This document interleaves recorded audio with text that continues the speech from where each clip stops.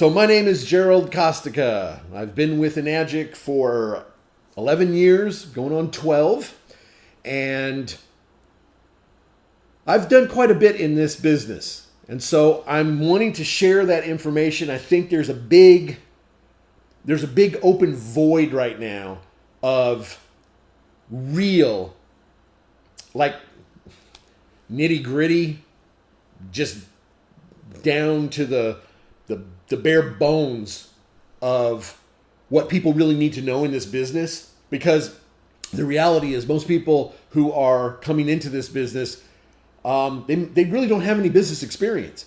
So a lot of this stuff is brand new to them. And unfortunately, when something's brand new, it can be very, very difficult. So today's training topic is going to be prospecting.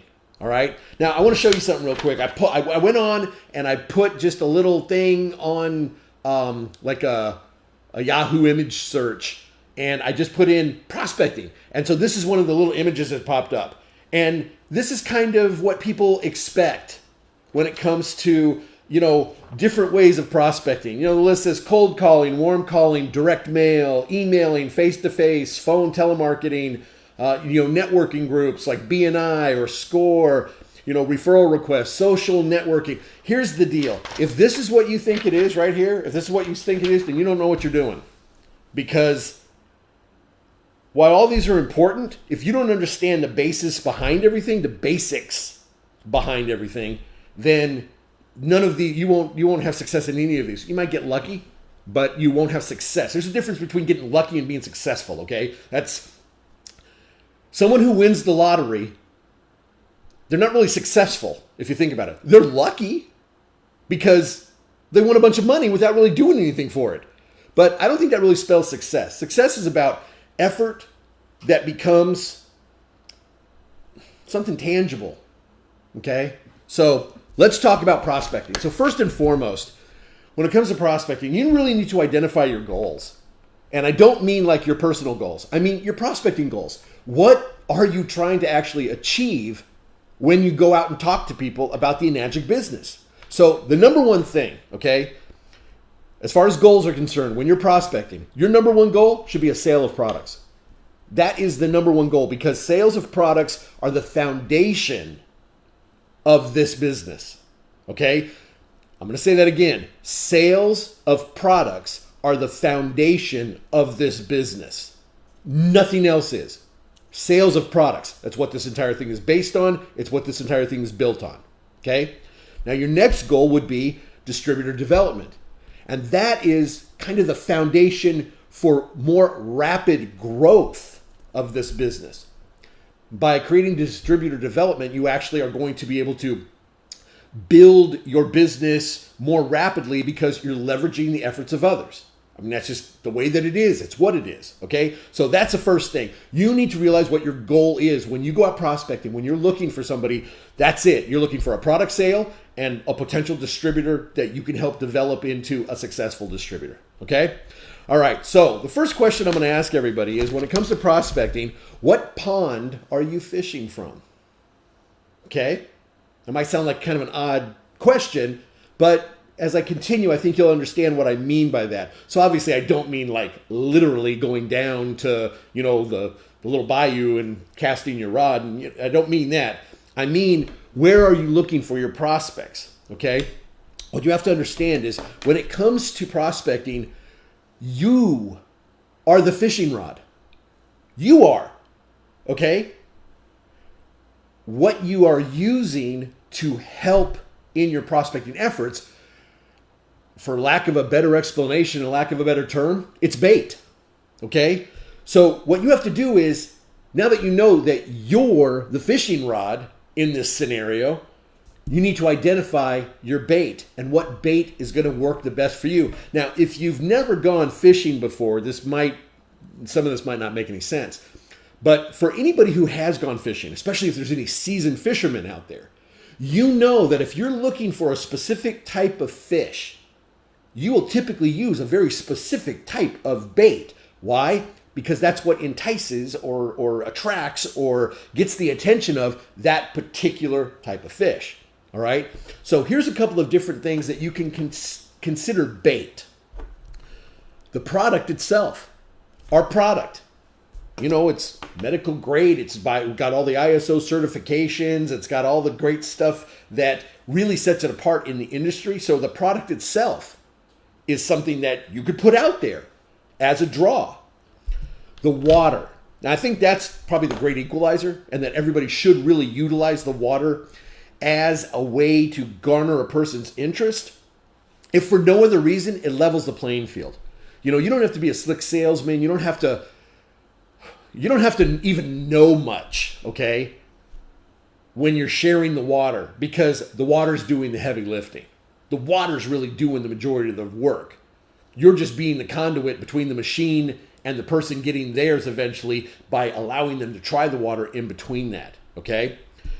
Knowledge is another thing that can be used as bait, because if you're knowledgeable about what it is that your product can do, the benefits it can create for people, the different ways that it can be utilized, and all the different things that make it different and make it valuable for somebody. That is a very important piece, and you do need to know some information. So I strongly recommend people try to get up to speed as much as they think that they need to in order to be effective in their prospecting efforts, okay? Your personality. I know that might sound a little odd, but your personality, if you're really like an introvert, and when you talk, you don't talk very loud, you have trouble making eye contact, and you're kind of,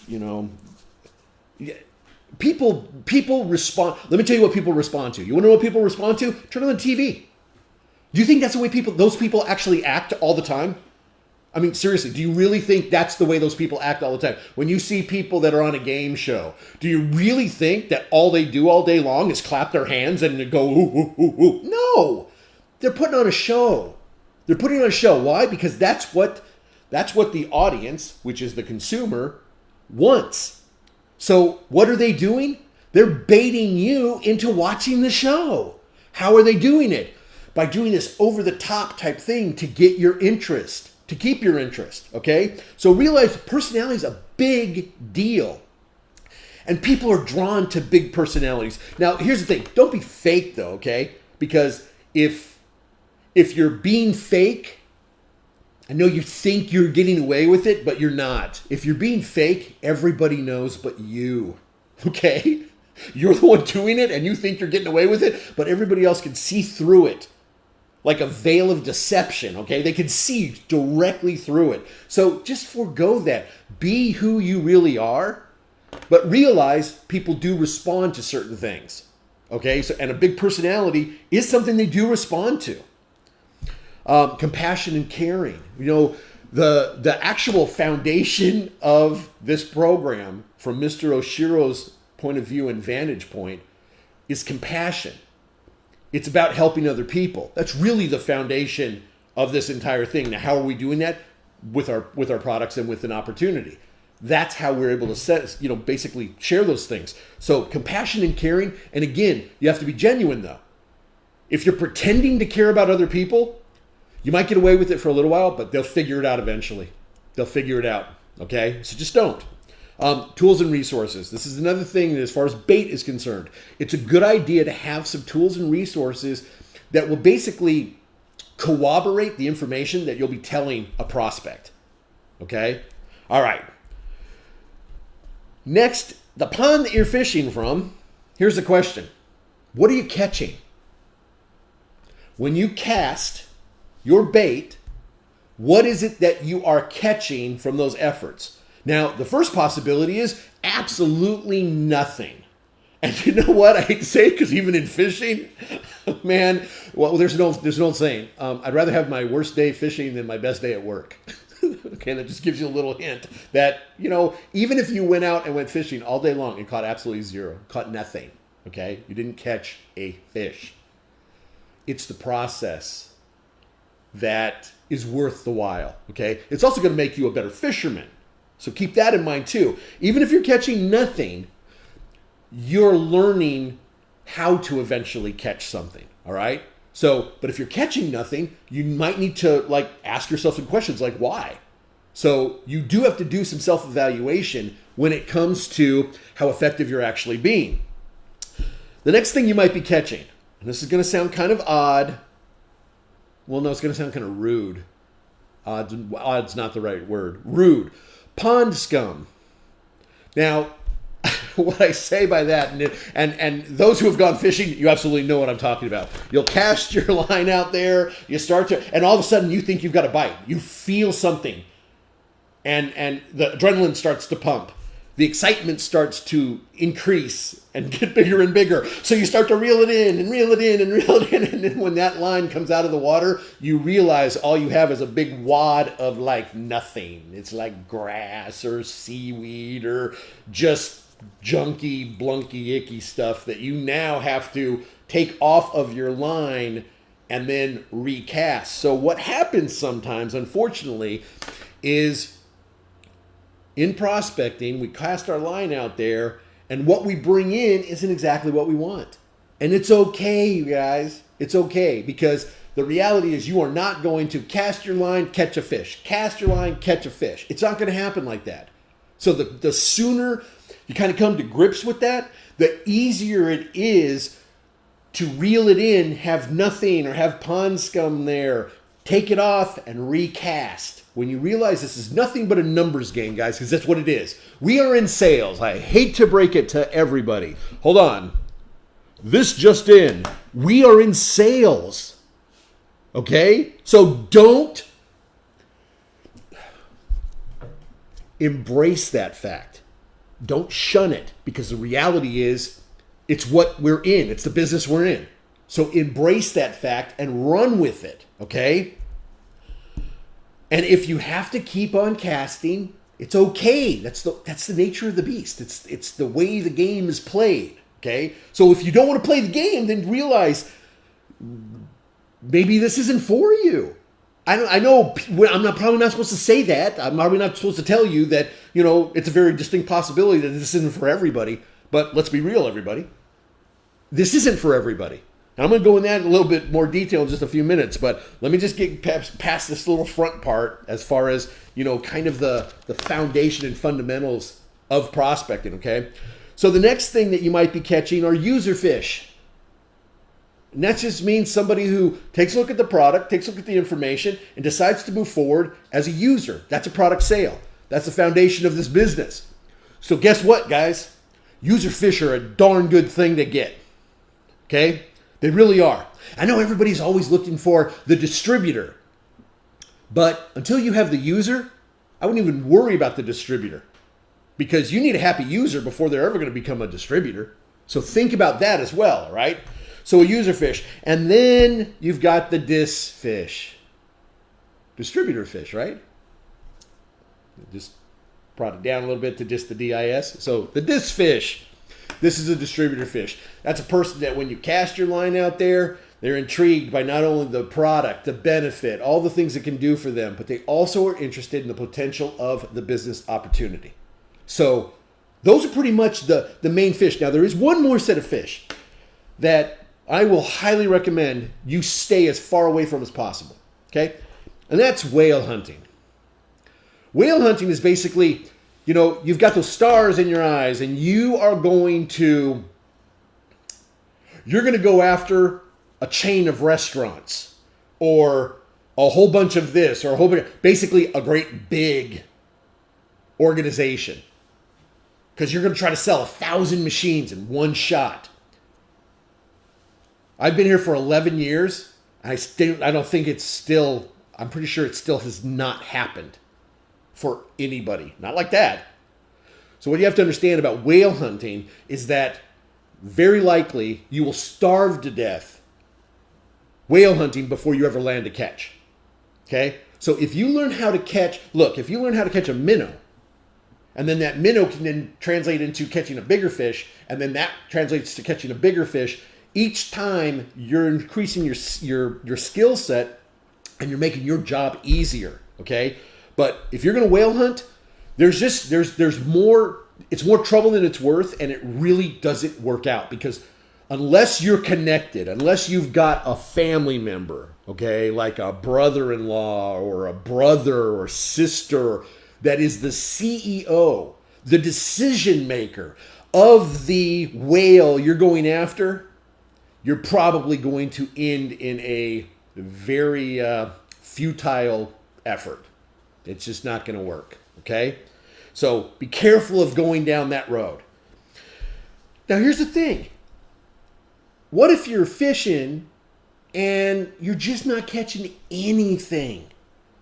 Well, any smart fisherman will tell you that if you wind up at a spot, even if it's been the best spot for everybody else, if it's not working for you, it's a very easy answer. You change ponds. Okay? You pull up your line, you grab your tackle box, and you make your way to the next pond. So what are these ponds? New people. If you're trying with, this set of people over here and it's just not working, guess what? There's a lot of people on this planet. You can diversify and try something else. New groups. You can go to like these, the networking groups and the things like that. Wherever there's people. Now, here's one of the things too. The networking groups like the Chamber of Commerce, SCORE, BNI, there's a bunch, okay? One of the nice things about that is that they're all business owners or they're all people affiliated with some type of business, which means they might be looking for a secondary or maybe even third or fourth avenue of income. So realize these are entrepreneurs just like you. So it's going to make it a lot easier for them to understand the business aspect of it. So the new groups, the groups like that, those are really good for that distributor development because those really are the type of people that you're looking for when it comes to distributor development, okay? A new area, like physically, if you feel like, obviously there's no place stronger and there's no place worse than your own backyard. And the reason I say that is there's no place stronger because you're familiar with the area, you're familiar with the people. There's no place worse because they're familiar with you. Okay, we'll cover that in a second too.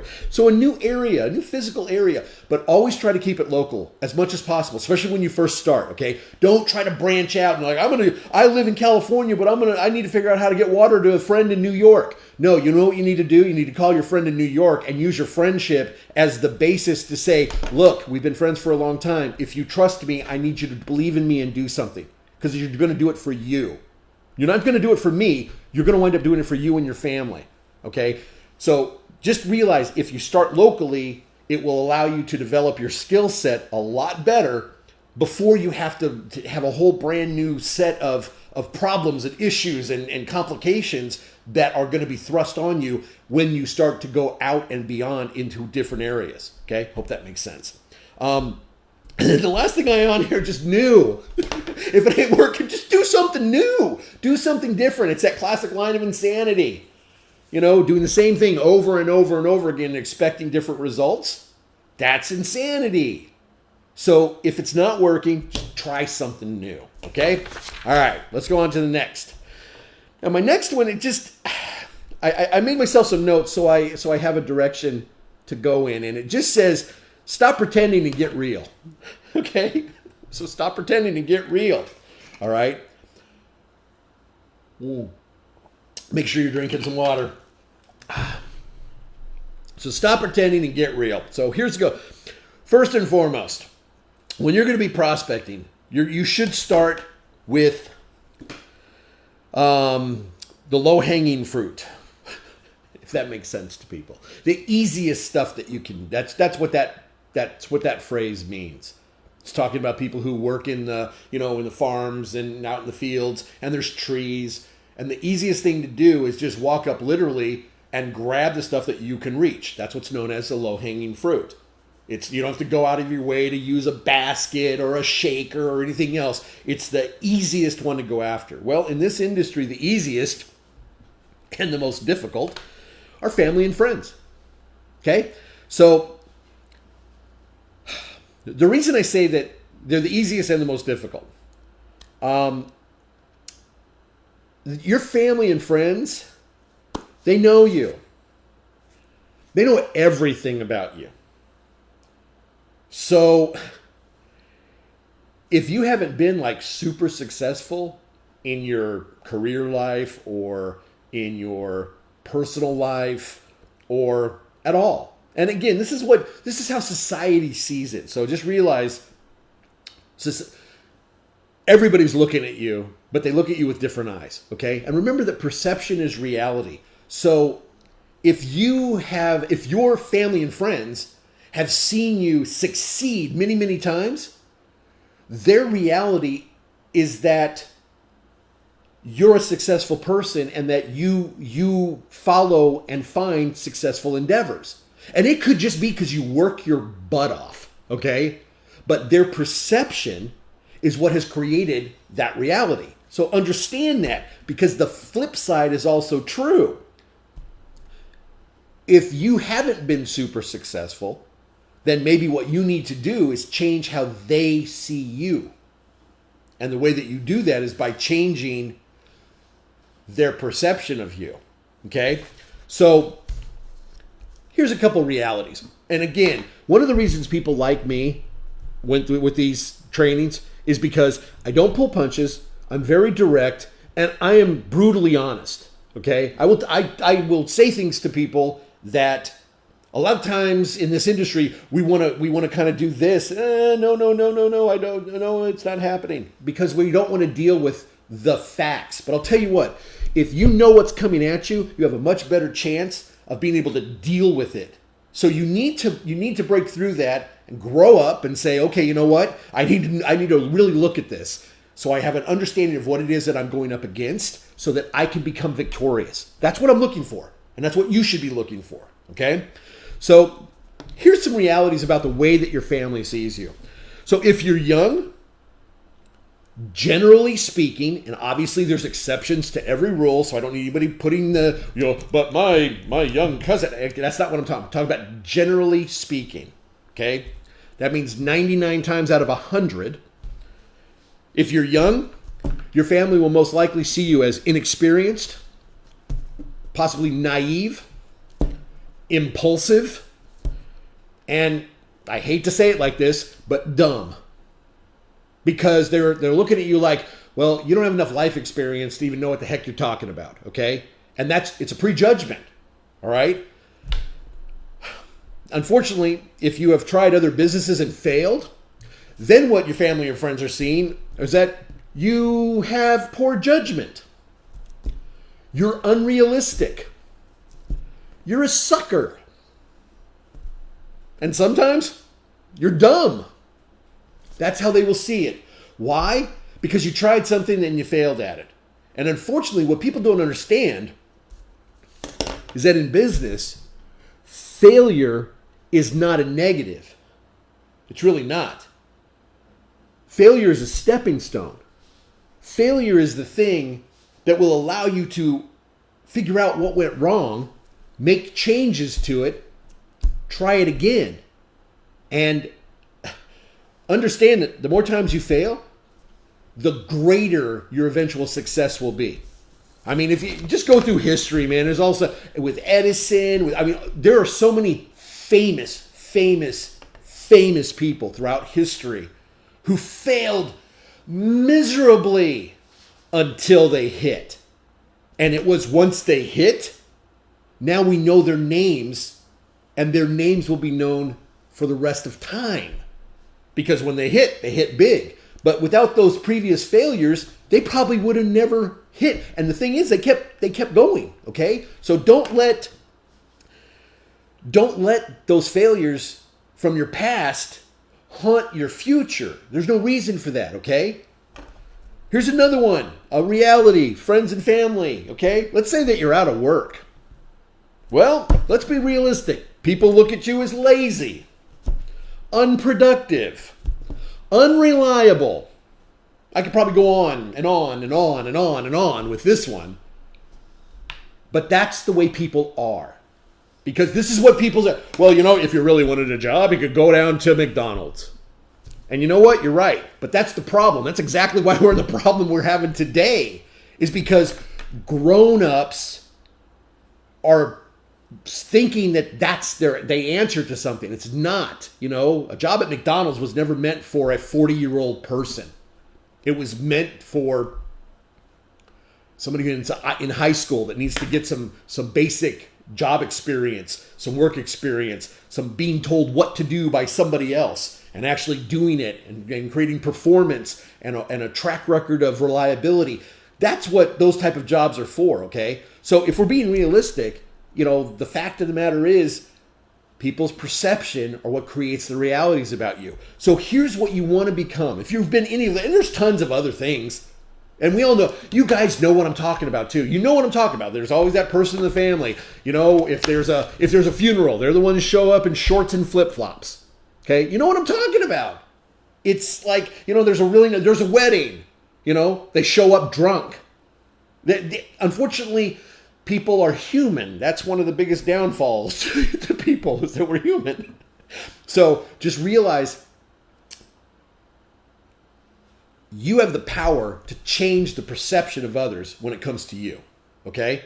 So if you become focused, driven, educated, and knowledgeable, basically different than the way they expect, if you're able to do that, then you'll make some waves with them. You will get them to say, hey, wait a second, there's something a little bit different here. And it's not very hard to do, okay? It really isn't very hard to do. All you got to do is start making sure that you're not that guy anymore. If you were the guy that showed up with, shorts and flip-flops, show up in slacks and some, nice shoes, button-down shirt, decent watch, hair combed and cut, looking decent, your appearance, your mannerism. Hey man, stop talking like this. You sound like a dork. If that's how you're going to greet people, with sounding like that, how do you think they're going to perceive you? They're going to perceive you as an idiot. So don't go down that road, even if that's where you live. If at the end of the road is where you live. And that's just because that's how you are. Well, you know what? Sometimes you got to make some changes to yourself in order to improve. Because the whole rest of the world isn't going to change to accommodate for you. You do have to understand that. If you really want to be successful, then you might need to make some accommodations. So keep that in mind. And just remember, hey, this is facts, okay? This is as real as it's going to get. So that's your family and friends. Now, obviously, the benefit to it is they know you and they care about you. That's why they're your family and your friends. So they'll listen to you. So when you do start, make sure that that's where you start, because they are your testing grounds. Why? Because if you screw up, they will be forgiving. They will allow you a second chance. You try that with cold market, you try that even with warm market. They're not as forgiving, because they're going to expect you to know what you're doing. If you're going to talk to them about a product, they're going to expect you to know everything about it. If you're going to talk to them about benefits of the water or just hydration, the benefits of hydration, everybody who's on this right now, everybody who's viewing this right now, do you actually know the full scope of both sides of hydrations? So, some of the things that can happen when you're dehydrated and what happens with your body when you're properly hydrated. If you just know those two pieces, you'll be so much further ahead of the game than so many people. And when you talk, you can talk. Being knowledgeable allows you to speak with authority. Why? Because you know what you're talking about. Because there's nothing worse than someone who speaks with authority and what they're saying is wrong. It just doesn't make any sense, okay? So don't be that person. All right, next type of people when it comes to prospecting. And this is something that I really need to... So I was talking the other night with a distributor up in Oregon. Great couple. Kevin and Sarah. They're really good people. And I was talking to him, and we were just talking about the employee mindset. And, I was just saying some of the things I say. And Kevin told me, he said, Jerry, you should mention this at your next training, because I don't think a lot of people think about it like that. So here's what I'm going to talk about. It's employees. And this is the real reality about someone with an employee mindset. I actually wrote some stuff down just to make sure I wouldn't forget exactly how I want to say this. So the note that I have here is that people have been programmed to have so little faith in themselves that they will accept a life of existence over a life of abundance. a life of obedience over a life of true freedom. They're barely alive when all of us should thrive. Okay? Kids are being taught to be an employee now, starting in kindergarten. Let me ask you, in all seriousness, why in the world does a kid have to start school at 7:30 in the morning? What practical purpose does that have? I can't see any whatsoever. So why are they getting these kids to get up so early? Get up, get ready, go off to where you need to go.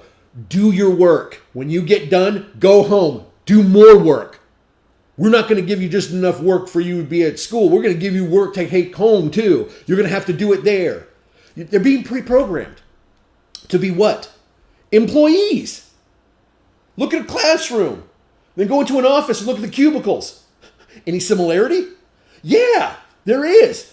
In some of them, they look almost identical. Just a bunch of desks in a big room, and everybody sits there and does what they're supposed to.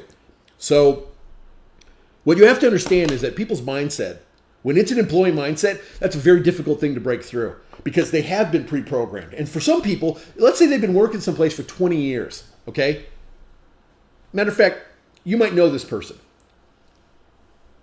They've been working at the same job for 20 years. They get up early in the morning, almost every day, to an alarm clock that has rung so many times they don't even need it anymore.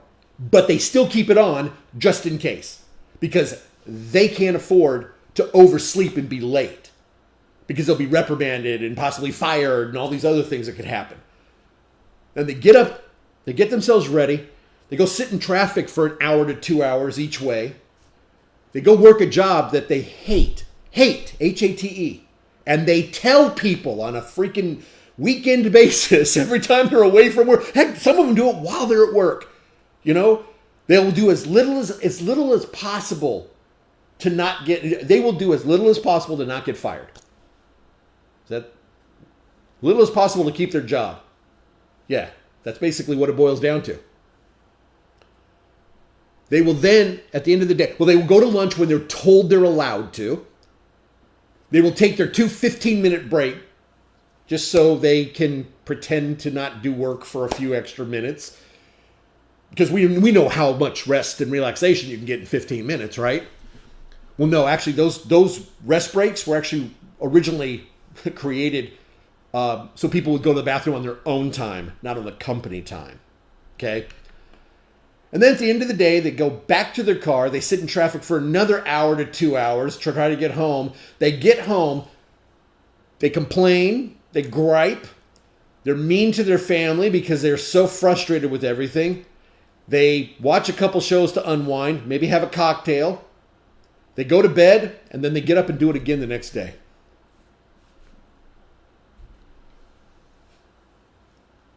And we wonder why people freaking pull out guns and baseball bats and stuff on the freeway and go aggro on each other. And we wonder why everybody's so pissy these days. Why everybody, let's be realistic. Our society is what's causing all these issues. And unfortunately, it's because people have gotten this mindset that that's what they have to do. They have lost faith in themselves to the point that they will have faith in a company that doesn't give a rat's ass about them. That if they quit, the employer would replace them the next day. They are not important to the employer. That's the problem. I had another friend of mine, actually a guy I know from junior high school in the Philippines. His name's Trav. He's actually a good guy. But he had posted something on Facebook and he asked the question, hey, what's everybody's definition of a good company? And of course, I was me, so I put, there's no such thing. And what I meant by it, and I told him, I said, you have to understand the realities of an employer-employee relationship. Your employer is paying you the least amount of money that they can to get you to come to work and do the job. They are then taking your effort that they're paying you wholesale for, and they are charging somebody else retail. And that's why the CEOs are making so much dough. That's why the upper management makes so much dough, because they're selling your time. So let me ask you something. Why can't you just have the cojones to take that same time and turn it into something that's more for you than everybody else at your job? Because that's basically what you're doing. And for the people who they've got this just instilled in them that that's what they have to do to make a living. I'm here to tell you, folks, it's not what you have to do to make a living. It is absolutely not what you have to do to make a living. You have so many more choices available to you. You have so many more opportunities available to you, but you have to go after them. So here's the deal. When you talk to somebody who's been working a job for 10 or 15 years, I would come at them more on the user side, and maybe if they decide they want to try something on the business side, that's great. But have your expectations realistic, okay?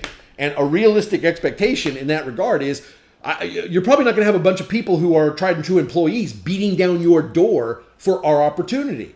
So understand that. Understand what you're really up against. You're up against a mindset. You're up against a mindset and a culture that has developed this way now for, beyond decades, man. It's probably centuries if you really think about it, okay?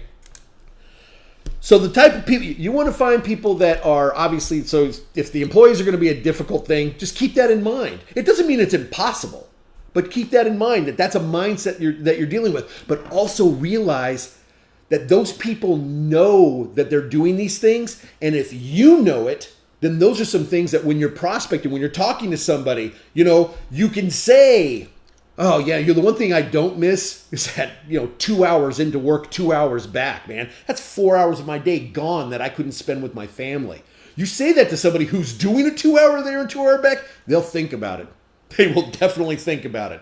So those are the type of things that you need to make sure that you understand and know in order to help the other person identify it as something that they can overcome. Hungry. You got to find people that are hungry, man. Oh my gosh. There was Michael Maxwell. I love this guy, man. He's a really fantastic guy, but he used to always say, look, I'm not hungry, I'm hungry. And what he meant is he wanted more. He wanted more. So those are the type of people you want to be looking for. And also people with an open window. If you have somebody who's making a lot of dough and, you're coming at them because you think, well, because they make a lot of money, they'll probably want to make more. Well, they make a lot of money doing what they're doing. That's why they're making a lot of money. So don't think that they're just going to dump that and jump into something else that for them is unproven, because it won't work. It's not going to happen because people won't do that. But if you find somebody whose window is open, so what does that mean? It means they either just quit a job or they got fired from a job, or they're retired and that first 6 months has lapsed and they're bored. You look for an open window. That means a window of opportunity. That's basically what is their window open means, okay? Now here's another thing too, is people often say, well, should I do this full time? Should I do it part time? Should I do it in my spare time? Let me tell you the best way to do your prospecting, the best way to run your business is make time. Make time. It doesn't, it really doesn't matter if you're doing it full time, because if you're working 40 hours a week at this business, if you're basically spinning your wheels, it means you're going nowhere. So that 40 hours a week doesn't make any difference. So what you need to do and have in your mindset is that when it comes to this business, I will make time.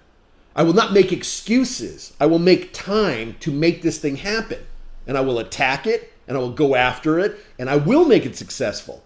So get out of the, I need to work this on a full-time basis. Because let me tell you I'll tell you the God-honest truth, you guys, okay? I don't do anything else but Enagic, but I definitely don't do this on a full-time basis. Heck, I barely do it on a part-time basis. But I make time. So the time that I do spend, it's quality time, and I get results from that time. And the funny thing is I don't have to do that 40 hours a week. Let me ask you something, because everybody's on here has worked a job before, I'm sure. You've all had a job. In all honesty, because your employer's not, unless your employer's behind you, then just disagree with everything I'm about to say, okay? You work 40 hours a week at a job, how much work do you honestly do? 20? Honestly, come on, you guys. We've all done it. We've all done it. Hey, go into any retail establishment and you'll see it right in front of you. You'll see employees walking around that literally are doing nothing. They are just walking around to make it look like they're doing something, okay? So that is how people are. You need to not be that person. So you need to say, I'm going to do this. And when it comes to prospecting, you have to realize it's our bread and butter. We have to make sure that we are continuing to bring in new bodies into this business, whether it be, what's our goals? Product sales, distributor development. That's it. Okay? So we need to make sure that we make the time for that. And we're responsible for that. So we have to make sure we do it. Okay, here's another thing that's very important that people discount all the time, okay? You are building your future. So stop using crappy materials. And what I mean by that is, this is not the definition of a great distributor prospect. Yep, there's a pulse. You'll do. No, you need to be... When you first start out, you know who you go to? You go to the people that you respect, not people who respect you, okay? And here's what I mean by that. And I don't mean it to be as harsh as this is going to come out, but the reality is there's a downward pecking order. So if you are kind of a middle of the road successful person, okay? The people look up to you typically are a little bit down as far as like on the economic ladder or wherever else. It's just the way that it is, okay? And the people who look up to them are down here.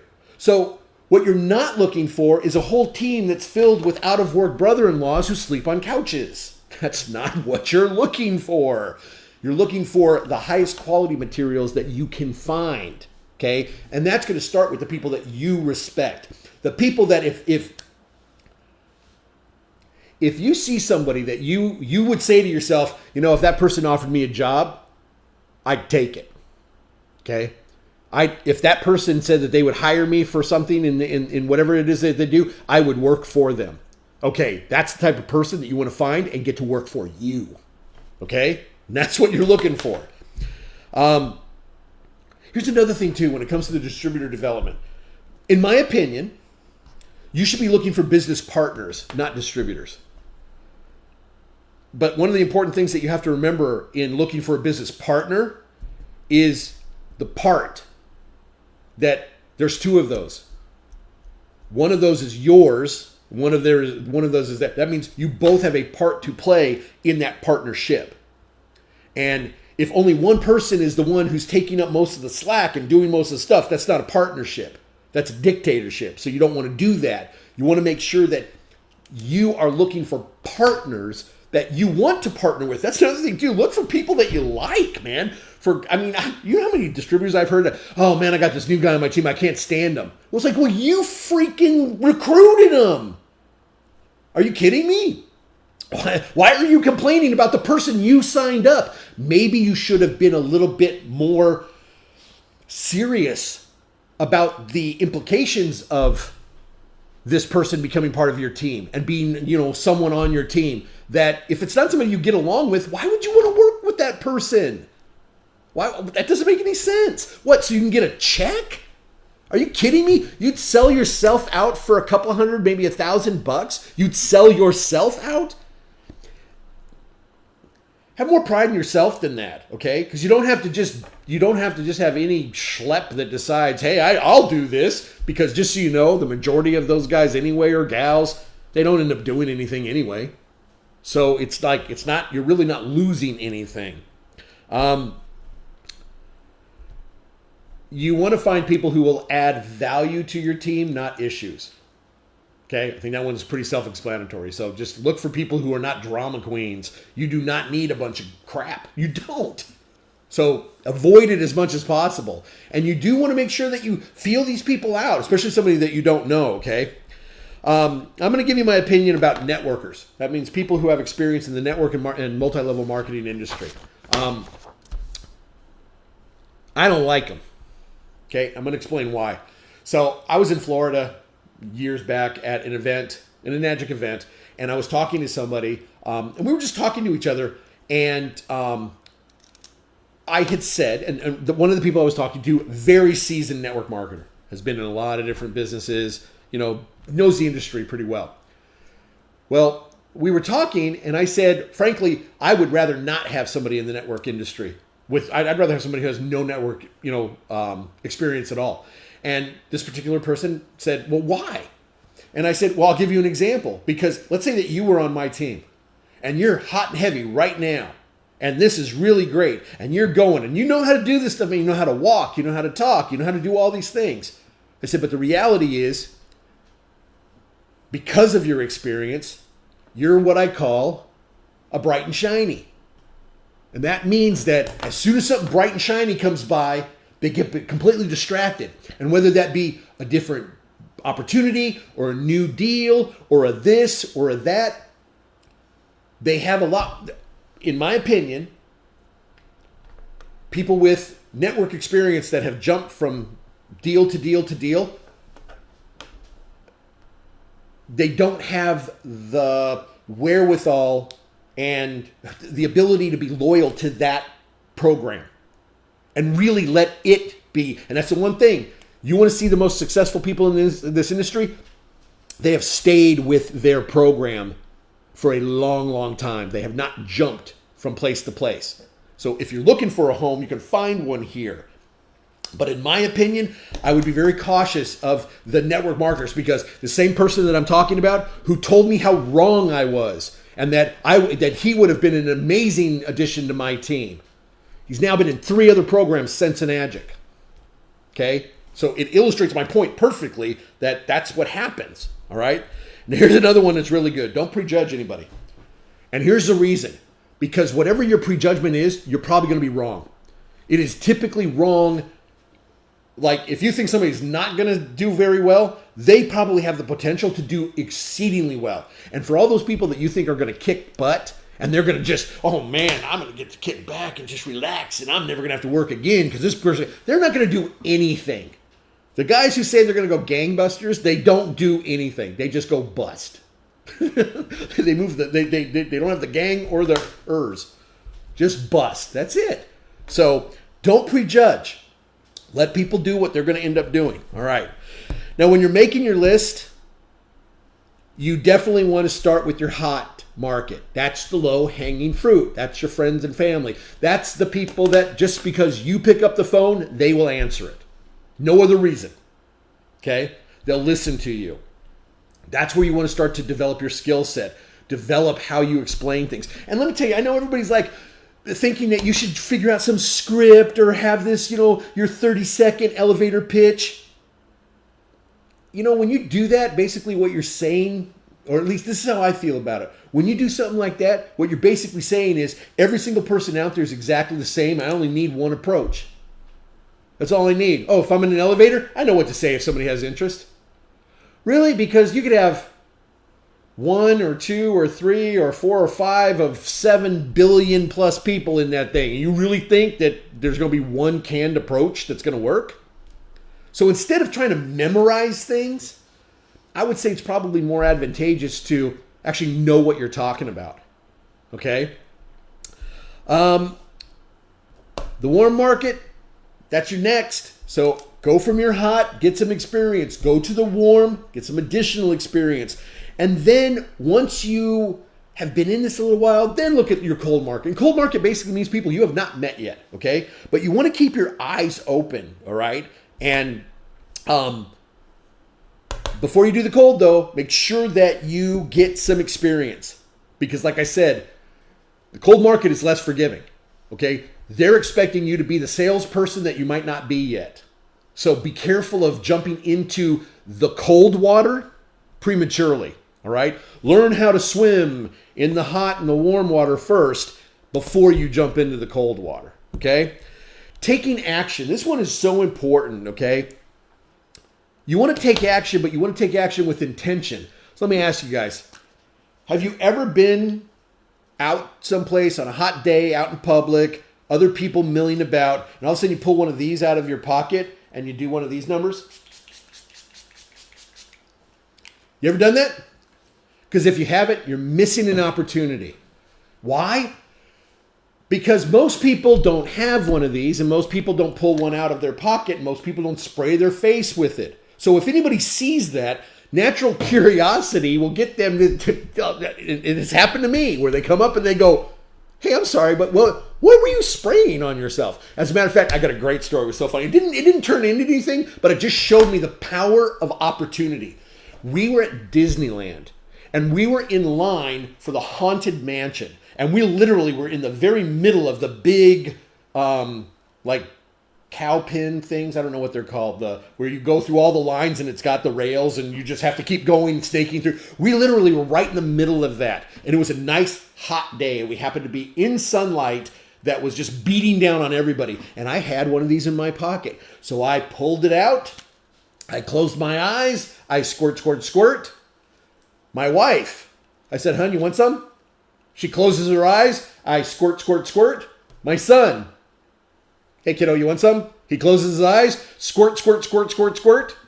And I kid you not, the guy that was standing right next to us in line puts his head out like this and closes his eyes. So I squirt, squirt, squirt, squirt, squirt. He, oh my God, what was that? That is so refreshing. Oh my God. It just cracked me up, because I wasn't in that mindset. I was there to have fun with my family. I really wasn't in the mood in that moment to switch into business mode. I was there to relax. So I didn't pursue anything, but it showed me how interested a person can be just by something that they don't know what it is, but they want to find out. Okay? So take action, but with intention. That means everything that you're doing, you have a reason for it. It's just not arbitrarily being done. You're doing it with a specific intention, okay? You want to move quickly. Make your contacts. Pique interest. Share info, and then share water. And again, there's going to be people out there that will say sharing water isn't necessary. And you know what? They're entitled to that opinion. I differ. My opinion differs from that, because I think when you do that, you're forcing people who might not have the skill set of a salesperson to try to become a salesperson. And it's a very difficult endeavor. It really is, okay? But if you teach somebody how to share the water, you're leveling the playing field, because pretty much anyone can learn how to share the water. Because sharing the water is actually a very easy thing to do. Okay, hold on. It's a simple thing to do. It's not necessarily easy. It can take a lot of effort on your part. But, if you're thinking about building an actual business that can sustain your lifestyle and possibly allow you to retire, if you think that easy is going to be in the equation, man, go buy your lottery ticket then, okay? Because it's not. It's not part of the equation. It's hard to build a business that's going to thrive, but it's worth it. See, that's the thing. Mark Cuban, I was watching Shark Tank one time, and he said something. He said, an entrepreneur would rather work 80 hours a week so they don't have to work 40 hours a week. Think about that. They would rather work 80 hours so they don't have to work 40. Because those 80 hours that they're doing it for themselves. They're doing it on their own behalf. And that 40 is they're doing it for somebody else. That's the reason they'd rather do that. So make sure that you're willing to put that time in there and take that action. The next note that I have here after share water is share water, and share water. I don't know if I can emphasize that enough. I really believe that you should share water. You really should, because if you do that, that's what you're teaching the other people to do. And while they're learning, they can garner success as a result of having a way to introduce this stuff to people without knowing very much, okay? You also want to go to and invite people to demos and events. Here's a reality that people a lot of times they really miss, okay? When you're prospecting, what your goal should be is to increase the exposure, to engage the continued interest. What you want to do is get them exposed to things that are part of an AGIC. Increase exposure to engage continued interest. The stronger their connection to the tech, the technology, the machine itself, the water, the company, the philosophy, basically anything related to the company, the greater the likelihood that they will become either a user or a partner. And that, again, is your ultimate goal. That's what you're shooting for. And you also want to pay attention. You want to look for opportunity. And the way that you can do that is you got to get out of your own little bubble, okay? Put your phone down. pay attention to what's going on around you. I'm going to tell you a quick little story that happened when I was over at Sprouts with my son. So we went over there, just pick up a couple little groceries because we were out and about already. As we came up to get the shopping cart, I noticed a lady that was standing at the very front of the store, and there were these little succulents. And she literally had 3 of them in her hands. And she was looking. I didn't say anything to this lady. I didn't know who she was. All I knew is there was common ground because my wife loves those stupid little succulent things. She loves them. I mean, she really does. And so because of that, I decided that, my brain was going to remember that. We got our cart, walked in. About 10 minutes later, we happened to be going down the same aisle as the lady, but instead of the succulents, she had sunflowers in her cart. And so as I was passing by, I said, oh, you decided against the succulents? And it didn't even catch her off guard, which was odd. She just answered back, and she was like, yeah, I wasn't sure which one to get. And I said, I saw you out there taking a look at them. I was going to tell you should get all 3 of them because they were all really cool. And she said, yeah, I was going to do that. And she said, I'm getting them for my salon. I'm trying to make it a little bit more upscale. Kind of like a Palm Springs salon here in Temecula. My first response was, wow, you own a salon? Have you heard of Kangen water? And then for the next 10 minutes, we sat in there. Come to find out, she's got some issues that the water, and it was just because I was paying attention to somebody else besides myself. That was it. It opened up that opportunity. Okay? Now, don't be a creeper, though, and watch people. Don't do that. Just pay attention. Be friendly. Talk to people. My sister and mom live out in Temecula as well, okay? They'd been out here for about 5 years now, I think. 4 or 5 years. Maybe even longer. Time flies. Well, we've been out here less than a year. I had been here for probably just a couple of months. And my sister and I went to the store. When we walked up to the cashier, they literally said, hey, Jerry, how you doing? When we left, my sister said, how did they know your name? I said, because I leave a lasting impression. I said, I'm a very nice person. I'm very cordial. I'm very warm and inviting, and people remember me. She said, I've lived here for 4 years and I don't know their name and they don't know mine. And I said, that's the difference. I make it a point to do that because you never know where it might go. And at the end of the day, hey, I'm being nice, and there's nothing wrong with that, okay? So my next thing says, don't be that guy. And I'm going to tell you what I mean by that. It means when you're at Disneyland with your family, you need to be able to say, okay, right now is not the time. Right now is not the I'm here for a different purpose. If I could change it, maybe, when the kids have to go to the bathroom or something, I have to be standing outside. Maybe I saw somebody I saw earlier and we start up a conversation, exchange a quick business card or something. But you need to know what's the right place, what's the wrong place. The one and this has happened to me before. I was at a grocery store one time and I was just relaxed. I was wearing the shorts and, just t-shirt, shorts, and some flip-flops because I think I was picking up almond milk because I was in that section. Because we don't do cow milk, we don't do dairy. So and this guy just walked up to me out of no place. He was like, "Hi, hey, you look like a really sharp guy," and I was just like, "Dude, I'm not even in that mindset right now. I'm at the grocery store. I need to pick up some stuff, and I need to jet home. So yeah, this is a wrong place to." And I could tell this guy was oozing with salesmanship. And, he was like, I found my mark. This will be the guy. And I was like, man, I'm not having it. So realize there are right places and wrong places. And that you can create the opportunity, but just don't do it in the inappropriate way. Okay? So don't be that pushy, sleazy salesman vibe. We all hate it, right?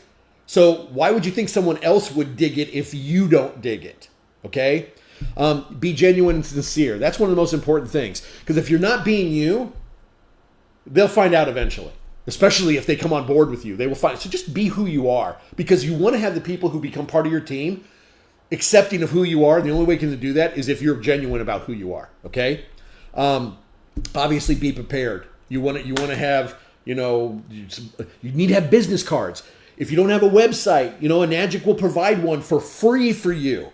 As a distributor, you can at least get that one, splash page website so that you have something you can give people and send them to. Okay.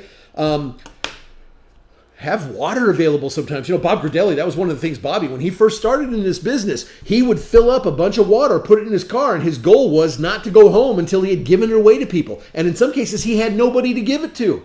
He had nobody that he intended on giving it to.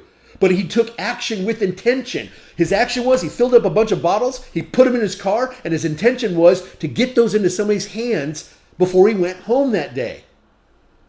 And I don't know if you guys know it or not, but Bob Gradelli is one of the most successful distributors in Nagic. He just got back from taking his family to Asia. Prior to that, I think they went to Europe. I mean, he's just jet-setting all over the world, living a life most people can only dream about. But you know what he did when he first started? He busted his butt.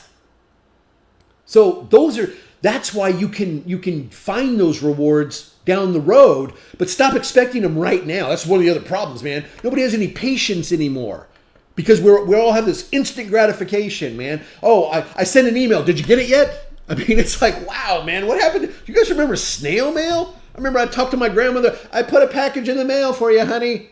And it would show up a week and a half later.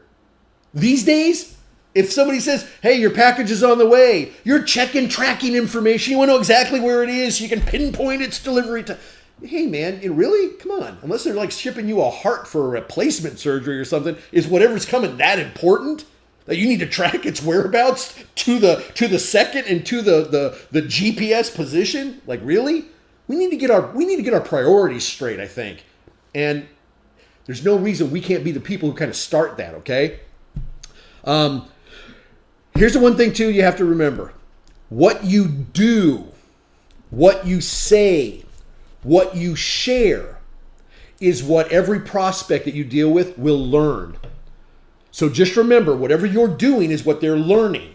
So if you're wondering why your business isn't really taking off, maybe you need to reevaluate what it is you're doing, because if you're doing your stuff wrong, it means they're learning their stuff wrong. Okay? All right, and again, remember your goal. Product sale. And after that, satisfied customer. Because I'll tell you what, you want somebody to become a distributor in this, I think you should probably have them be a satisfied customer beforehand. Because I know for me personally, it's a lot easier for me to get behind a product that I am 100% behind, personally, for me to follow it on a professional level or on a business level.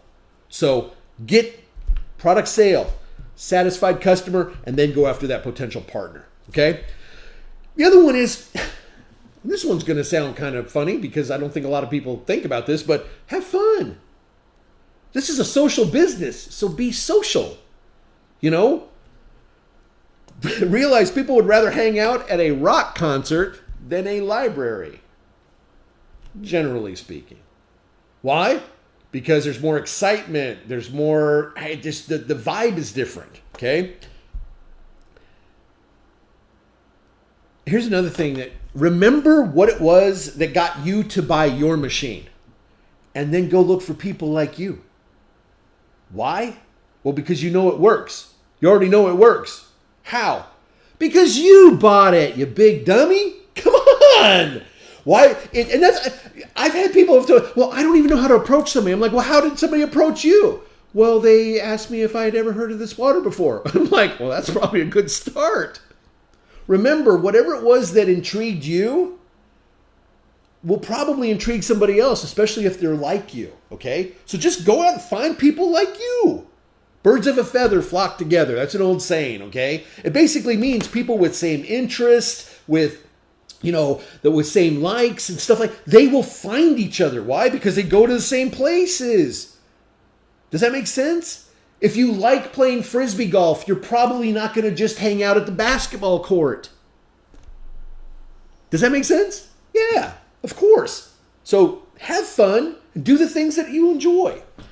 Okay, that's pretty much the training part. I just want to cover a couple quick announcements, okay? I want to remind everybody that Ride the Wave 6, yay, the Going 6A edition, it's now available in print and digitally, and I believe my trusty assistant is popping up a link in the, whatever those things are called, posts. Is that what they're called? Chat. Sorry, in the chat. He's popping it in there, so if anybody wants to take a look at that, go for it. If you're not receiving, if you're not on our email list, just go to our website, going6a.com, and click on the subscribe link. It's an opt-in email. You need to put your information in there, submit it, and boom, you're on the list. And then when we do trainings like this, or any important announcements, you will be one of the people that receive that information. For those that are going to the Queen Mary on September 22nd for the 15-year anniversary of Enagic USA, I will see you there.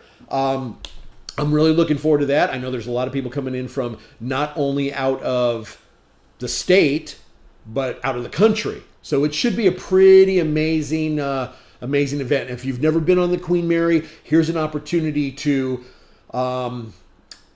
take a look at a piece of history that was very, very important to our modern world, because the Queen Mary has a very interesting history that if you don't know about it, you should check it out and find out about it. Okay. Nathaniel, was there anything else? Were there any specific questions or anything that anybody wanted addressed? Okay. Well, I guess that's it. So that is going to wrap up our training for today. And I'm not sure when the next one's going to be. I looked at my calendar and I'm thinking maybe October 8th and the 22nd. And I'm gonna put a survey up on my page to see what topic you guys would like. I was thinking about commercial application with the technology. It's a little bit more advanced though. So if you guys think we should have more generalized, more basic information as we start these trainings, I'm fine with that. But like I said, I'll put something to get some input. So was there a question? Yeah, there was a question that was just submitted. Okay.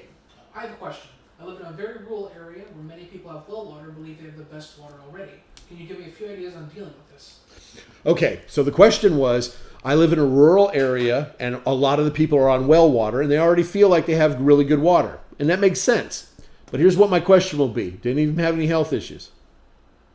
Because if they do, then maybe that particular water isn't being as effective for their health as they might want it to be. So here's what the question becomes. Is good enough, or should you go for better? That would be my approach. When I talk to people, I would ask them, is good enough, or would you rather have the best? And I think most people would rather have the best. It's just a matter of you proving it to them that there is a difference and that the option that you have available for them is the best option for them and that it really is the best. So that would be my suggestion on that. I hope that helps at least a little bit. Anything else, or are we good? Kevin and Sarah Chabot say hello. Hello, you guys. I already mentioned you once. What are you're looking for another plug? Okay, Kevin and Sarah. Hi. And their son, who's like 5 months old, he's already 6'2". It's amazing. He's as big as my kid. It's great. He's 23, man. It's crazy. No, but thank you very much, everybody, for being on this. I hope that I covered some things that make your journey with Enagic a little bit easier, make your efforts yield more results, and hopefully your prospecting from this point forward will be a lot easier and will really work out good for you. So thank you very much for being here tonight. I appreciate it. This will be on a playback, so hopefully you can send this out to people who weren't able to be there, and hopefully they get something out of it too. So thank you again for tuning in. My name is Gerald Costico. I'm coming to you live from Temecula, California, and I look forward to our next rendezvous. We'll see you soon.